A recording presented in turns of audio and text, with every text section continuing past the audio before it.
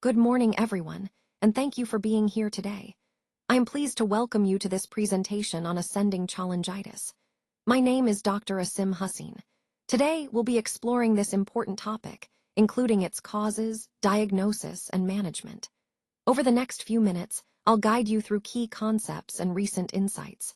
So, let's get started and dive into the world of ascending cholangitis. Let's take a look at this case. We have a 62-year-old man presenting with fever, jaundice, and right upper quadrant pain. These symptoms suggest a hepatobiliary issue. Notably, he's also hypotensive and confused upon arrival to the ICU, indicating possible systemic involvement or sepsis. Now, considering the options, we need to identify the most likely diagnosis. Acute cholecystitis typically presents with right upper quadrant pain and fever, but jaundice and shock are less common early signs.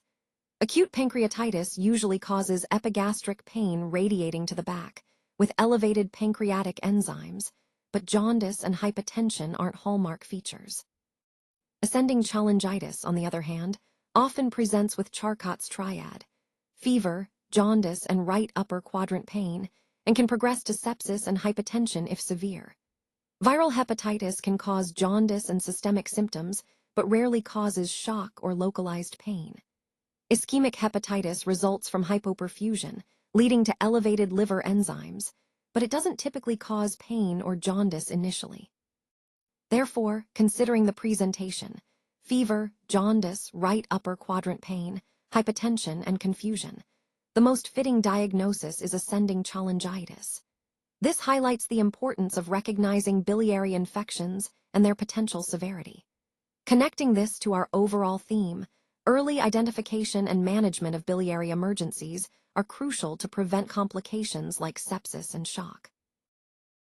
Let's take a closer look at the correct answer, which is C. When diagnosing ascending cholangitis, one of the key clinical features to remember is Charcot's triad. This triad includes fever, right upper quadrant pain, and jaundice. These symptoms together strongly suggest this condition. In more severe cases, patients may also present with hypotension or confusion, which, when combined with Charcot's triad, form what is known as Reynolds pentad.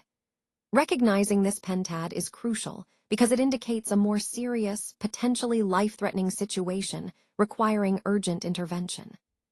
So, in summary, the combination of fever, RUQ pain, and jaundice points us toward ascending cholangitis, and the presence of hypotension or confusion signifies an even more advanced stage. This understanding helps us identify and manage the condition promptly. Now, let's look at this question about ascending cholangitis. The key here is understanding what causes this condition. So, the question asks, what is the underlying mechanism behind infection in ascending cholangitis? If we consider the options, the most common cause is biliary obstruction with ascending infection. This makes sense because when the bile ducts are blocked, it creates a perfect environment for bacteria to grow and ascend from the intestine into the biliary system, leading to infection. This is actually a critical point because it highlights how obstruction not only impairs bile flow, but also predisposes the patient to infection. An important concept that ties into the overall theme of biliary diseases and their complications. So, in brief, ascending cholangitis primarily results from biliary obstruction that allows bacteria to ascend and infect the biliary tree. Recognizing this helps us understand both the pathophysiology and the clinical approach to managing these patients. The correct answer here is B, and let me walk you through why. When there's an obstruction, often caused by a stone, it leads to bile stasis, meaning the bile can't flow properly. This stagnation sets the stage for bacteria to proliferate, especially in the ascending parts of the biliary system. If this infection isn't contained, it can escalate rapidly, leading to sepsis, which is a life-threatening systemic response. So the key takeaway is that obstruction not only blocks bile flow, but also triggers a cascade: bile stasis, bacterial infection, and potentially sepsis. Understanding this progression helps us grasp the importance of prompt diagnosis and intervention in biliary diseases. All right, let's focus on this critical question. When a patient with ascending cholangitis presents septic in the ICU, the most urgent priority is to stabilize the patient and address the source of infection promptly. Now, among the options listed, the key concept here is the need for immediate biliary decompression. Option A, oral antibiotics, are important, but they won't resolve the obstruction or the sepsis quickly enough in this scenario.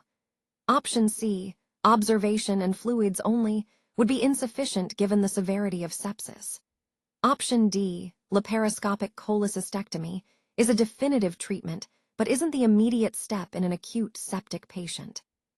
Option E, MRCP before intervention, is helpful for planning, but it doesn't replace the need for urgent decompression when the patient is septic.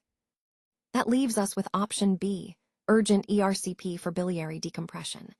This is the most critical intervention because removing the biliary obstruction directly addresses the cause of infection and sepsis, stabilizing the patient. So, in the context of managing ascending cholangitis with sepsis, prompt biliary decompression via ERCP is the most important immediate step. This approach aligns with the overall theme of rapid, targeted intervention to save lives. All right, let's talk about the correct answer here, which is B. Ascending cholangitis is a serious medical emergency. It's crucial to recognize it quickly because delaying treatment can lead to severe complications. The key point is that it requires urgent biliary decompression, and the most effective way to do that is through ERCP or endoscopic retrograde cholangioppancreatography. Alongside that, patients need IV antibiotics to combat the infection. So, in summary, rapid intervention with biliary decompression and antibiotics is essential to manage ascending cholangitis effectively and prevent deterioration. All right, let's consider the options for initial antimicrobial therapy. The key is to choose the most appropriate strategy based on the clinical scenario. Option A suggests using a narrow-spectrum antibiotic that targets only gram-positive bacteria. While this can be effective if we're confident the infection is limited to gram-positive organisms, it might miss other pathogens if we're uncertain. Option B involves broad-spectrum antibiotics that cover both gram-negative bacteria and anaerobes. This approach is often ideal when the infection source is unknown or when dealing with severe infections, as it provides a wider coverage. Option C is antifungal therapy, which is specific to fungal infections. This would only be suitable if we have strong evidence or suspicion of fungal involvement. Option D is antiviral therapy, appropriate for viral infections, but wouldn't be suitable as empirical therapy for bacterial infections. Finally, option E suggests holding off on antibiotics until cultures return. While sometimes appropriate, in many cases, especially if the patient is critically ill, early empiric therapy is crucial. Overall, the most appropriate initial approach often leans toward broad-spectrum coverage, option B, since it helps us cover the most likely pathogens initially, especially in severe or uncertain cases. This strategy aligns with the overall goal of promptly controlling infection while awaiting culture results. Correct answer. B. Now, let's talk through the reasoning here. When we're dealing with infections that involve the urinary tract or complicated cases, it's crucial to start with broad-spectrum IV antibiotics right away. This approach helps us cover the most common and potentially resistant organisms. Some of the usual suspects include E. coli, Klebsiella, and Enterococcus. By targeting these organisms early, we can ensure effective treatment while awaiting specific culture results. Remember, prompt initiation of broad-spectrum antibiotics can significantly impact patient outcomes, especially in severe or complicated infections. This step is a key part of our overall management strategy for serious infections. Let's take a look at this important question. Which factor most strongly predicts mortality in ascending cholangitis? And what is the key determinant of the outcome? Here on the slide, we have several options. First, we might consider the degree of jaundice. While jaundice reflects liver involvement, it's not the most specific predictor of mortality. Next, age alone. Although older age can be associated with worse outcomes, it's not the primary factor. Then, we have delay in biliary decompression. This is critical because the longer the delay, the higher the risk of sepsis and organ failure. Moving on, stone size is listed, but larger stones can complicate treatment, yet they are not the main predictor of mortality. Lastly, the ALT level, which indicates liver injury, but again, it doesn't directly predict death as strongly as other factors. So, considering all of this, the most important predictor of mortality in ascending cholangitis is actually the delay in biliary decompression.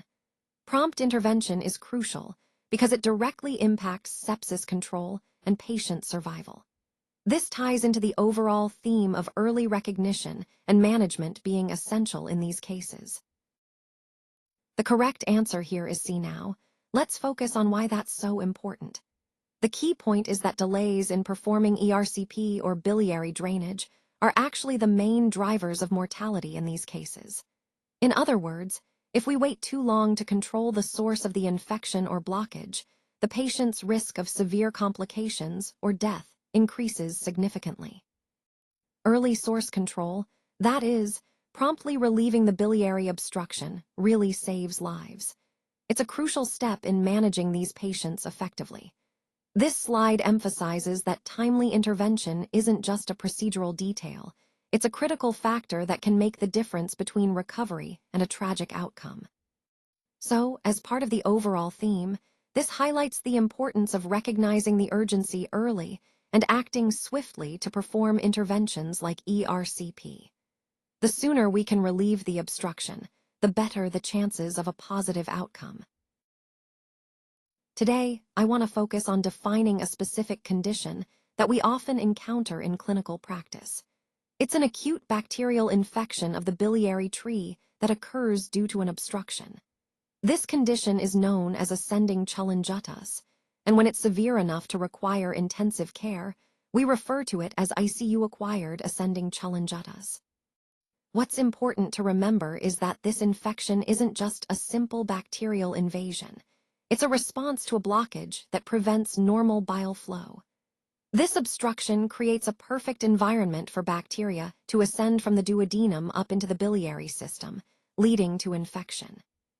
In the context of the ICU, such cases can become quite serious because the infection can rapidly progress, potentially leading to sepsis or other life-threatening complications.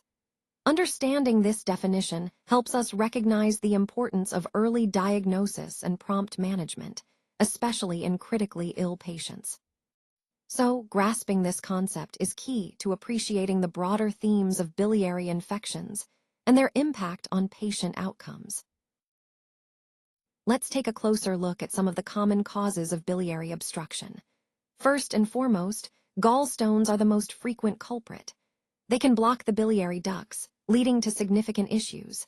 Next, we have malignant biliary obstruction, which often results from cancers such as pancreatic or cholangiocarcinoma, and these tend to be more serious.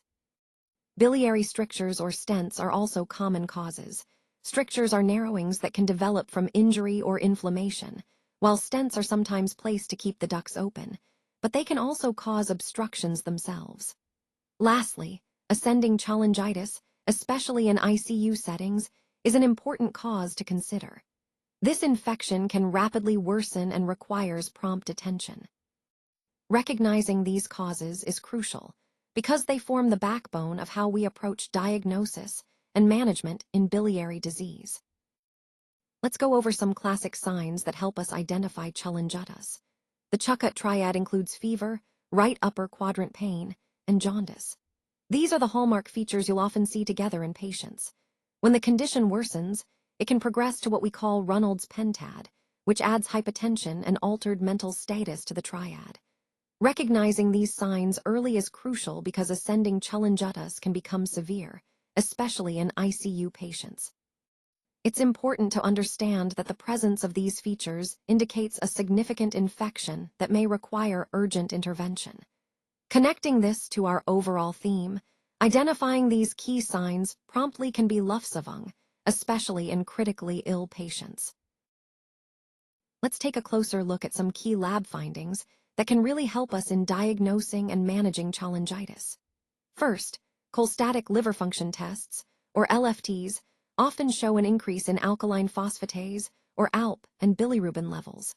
These changes suggest bile duct obstruction or inflammation. Next, we often see raised inflammatory markers, like CRP or ESR, indicating an ongoing inflammatory process in the body. Positive blood cultures are also common, especially with gram-negative bacteria, which are typical culprits in these infections. Recognizing these pathogens is crucial for targeted antibiotic therapy. And when we see these signs together, particularly with severe symptoms, it points us toward a diagnosis of ascending cholangitis. In severe cases, especially when the patient is in the ICU, this condition can become life-threatening, so prompt recognition and management are essential.